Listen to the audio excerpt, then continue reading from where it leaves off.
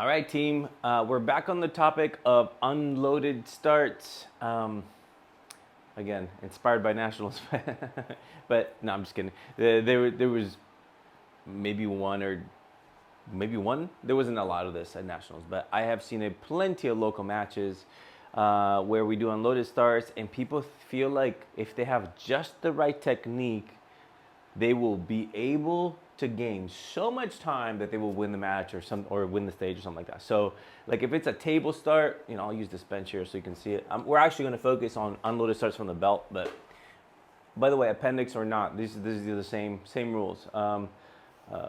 IDPA, I run appendix. If they have unloaded starts, whether it's inside the waistband or outside the waistband, the rules are the same, right? So got an unloaded gun, right? So they'll like get up there and they'll like tinker and tinker and tinker, just this angle, that angle, this angle, that angle, and then they pick it up and they look and they do like a million of those things, thinking that if they get just the right thing going on, they're going to be able to steal some time that it helps them to win the match or win the stage.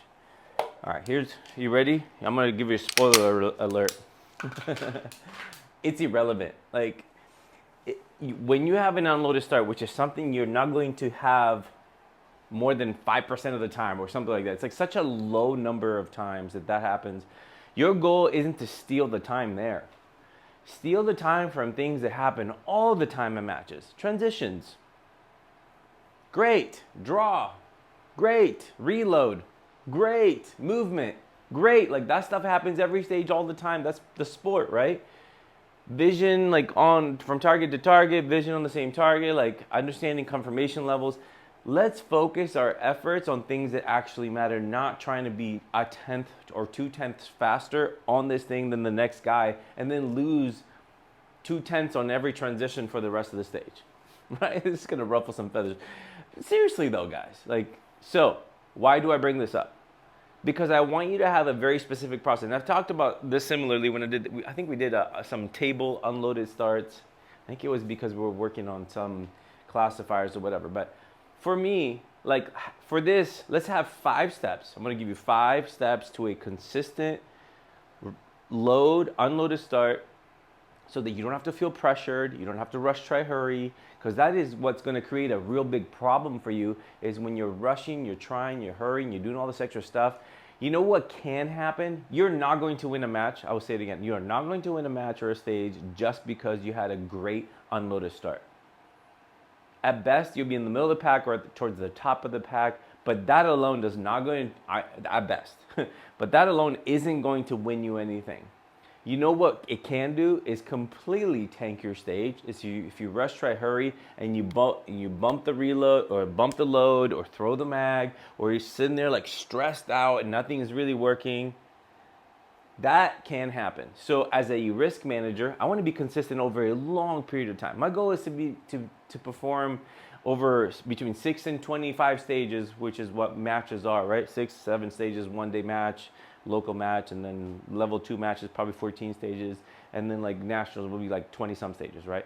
My goal is to be as consistent as I possibly can to keep pecking at the order of which I finish. So in slow motion, you have an empty gun, right? I have an empty gun. Depending on whether you have a double, single, or just whatever, probably going to be hammered down, probably. Anyway, your goal is step 1, get the magazine and the gun at the same time. That's 1.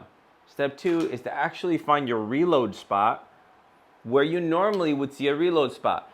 Funny enough, people will be like, whether they're picking up from the table and they do this kind of reload. And it's like you don't see the mag well. The angle of your arms are so far from where you normally load the gun that you're having very inconsistent results. If at all possible, if it's a table and I'm picking it up from here, I'm trying to get to that so low that I can see, either I'm bringing the gun up to a more level that is more consistent with where I normally do it, or I lower myself so that I can reload the gun. I did that. There was one of those classifiers that I did to get my MasterCard, and it was, I can't remember what it was, but it was shooting 4 targets, reload from the table, shooting 4 targets. I have video of me going, pick up the gun, I think. I don't even know if that might have been an unloaded start. Could have been. 1, 2, 3, 4, 5, 6, 7, 8. Then I'm going back down to the table and like being low there so that I can be at the most consistent place where it's more likely for me to have a good result because it's like the way I normally load the gun. So whether you're grabbing it from here or grabbing it from the table, this is not how you reload the gun.